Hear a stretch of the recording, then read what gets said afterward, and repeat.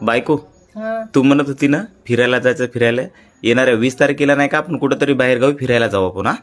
अहो तुम्हाला काही वाटायलं की नाही, जनाची नाही तर मनाची तरी ठेवा ना. काय झालं? काय झालं म्हणजे येणाऱ्या 20 तारखेला काय माहित नाही तुम्हाला? काय? अहो विधानसभेचं मतदान आहे त्या दिवशी. त्या दिवशी तुम्हाला फिरायला जायचंय. हं. अहो फिरायला जायला तर भरपूर दिवस आहेत, पण मतदान हे झालंच पाहिजे. आधी मतदान करणार, नंतर कुठं न्यायचं त्यांनी आम्हाला. आणि तुम्हालाही सांगायली, कारण तुम्हाला आम्हाला सगळ्यांनाच हे अधिकार दिलेला आहे. जसं की आपण कन्यादान करतो त्याच प्रकारे हे मतदान करायचंय आपल्याला. आपल्याला व्यक्ती निवडायचा अधिकार दिलेला आहे. तुम्ही कोणत्याही व्यक्तीला मतदान करा, पण कराच. आपण न्यूजवर काय बघतो की या गावी 50% मतदान झालं, या गावी 40% झाले, बाकीचे लोक गेले कुठं? मतदान करा ना तुम्ही, कामं करा, सगळे करा, पण पहिले मतदान करा, नंतर कामं करा ना.